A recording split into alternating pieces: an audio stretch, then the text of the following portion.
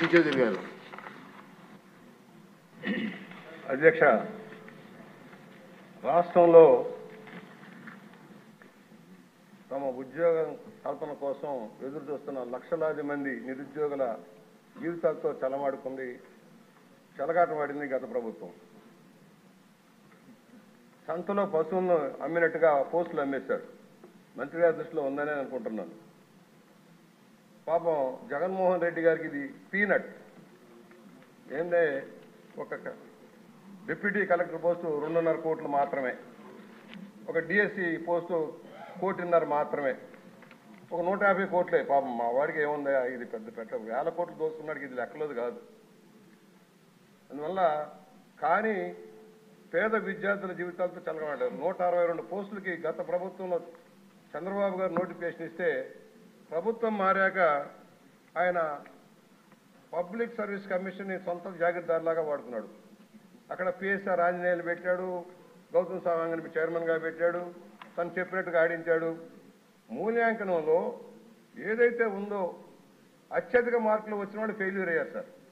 వాళ్ళకు ఉద్యోగాలు రాలే. ఇంటర్వ్యూలో మాత్రం టాప్ ర్యాంకింగ్ ఇచ్చారు. దానివల్ల బీసీ ఎస్సీలకు చాలా నష్టం జరిగింది. బీసీ ఎస్సీ ఎస్టీలకు చాలా నష్టం జరిగింది. మేము అడుగుతా ఉన్నాం, హైకోర్టు చెప్పింది మూల్యాంకనం చేసి కొత్తగా మీరు నిర్ణయం చేయమన్నారు. హాయ్లాండ్లో కూర్చొని నిర్ణయాలు చేశారు. దాన్ని ప్రకటించకుండా హైకోర్టుకు తప్పుడు సమాచారం ఇచ్చారు. దాని ద్వారా మరలా మూల్యాంకనం ఎస్ఆర్ కాలేజీలో కూర్చొని మళ్ళా మూల్యాంకనం చేశారు 2 సార్లు. దాని ద్వారా తనకు ఎవరైతే డబ్బులు ఇచ్చారో తమ ప్రాబల్యం కలిగిన వాళ్ళకి, తమ అనుమాయులకి పదవులు కట్టబెట్టడం కోసం భారీ కార్యక్రమం చేశారు. దీనివల్ల గందరగోళం వచ్చింది. 162 మందికి పోస్టులు ఇచ్చేశారు. తాంబూలాలు ఇచ్చాం, తన్నుకు చావండి అన్నట్టుగా అయింది కార్యక్రమం. ఇవాళ ఎవరైతే బాధితులు ఉన్నారో వాళ్ళు కోర్టుకు వెళ్ళారు. ఇవాళ కోర్టు జ్యూరిడిక్షన్లో ఉన్న ప్రభుత్వం నిర్ణయం తీసుకోవాల్సిన అవసరం ఉంది. ఎందుకంటే న్యాయం చేయాలి, నిరుద్యోగులకు న్యాయం చేయాలి. అసలే పోస్టులు తక్కువ. గ్రూప్ 2లో కూడా అదే జరిగింది. మంత్రి గారి దృష్టికి తీసుకొస్తున్నాను అధ్యక్ష. గ్రూప్ 2లో కూడా సేమ్ అదే పరిస్థితి వచ్చింది. గ్రూప్ 1లో ఎలా జరిగిందో గ్రూప్ 2లో కూడా అదే జరిగింది.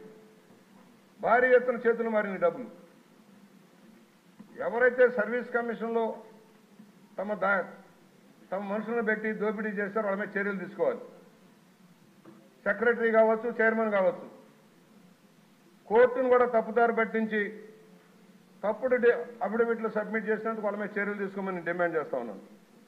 6 నెలల్లో కంప్లీట్ చేయమంటే ఎందుకు కాలేదు? స్పెసిఫిక్ డేట్ నిర్దేశించింది కోర్టు. 21 డిసెంబర్ 31 లోపల ఫలితాలు ప్రకటించమంటే ఎందుకు ప్రకటించలేదు? ఇవన్నీ తప్పుడే కదా. అందువల్ల నిరుద్యోగ యువతతోటి ఆటలాడుకున్న ఎవరైతే ఉన్నారో అధికారులందరి మీద చర్యలు తీసుకోవాలి. అసలు పబ్లిక్ సర్వీస్ కమిషనే ప్రక్షాళన చేయాల్సిన అవసరం ఉంది. అన్ని రంగాల్లో కానీ దాన్ని అప్రతిష్టపాలు చేశారు. యూపీబీఎస్లో ఎప్పటికప్పుడు మార్కులు కూడా ప్రకటిస్తారు అధ్యక్ష. ర్యాంకింగ్ మార్కులు ప్రకటిస్తారు. వీళ్ళు చేయలేలా. రెండోసారి చేసి అవసరమైన వాళ్ళకి మార్కులు వేసుకున్నారు.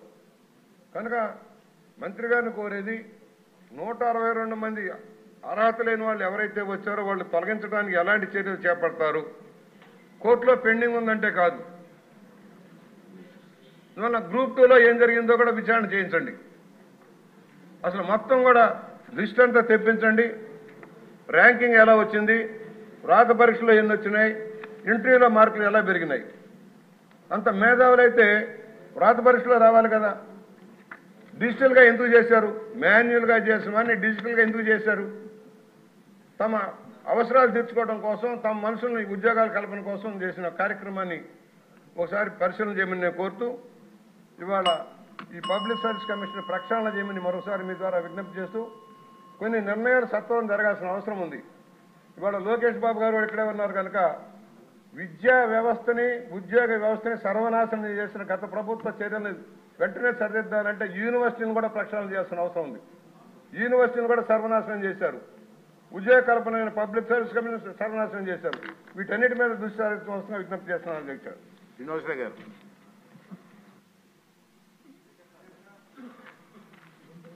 గత 5 సంవత్సరాల పరిపాలనలో కొంతమంది జిల్లా స్థాయి అధికారులు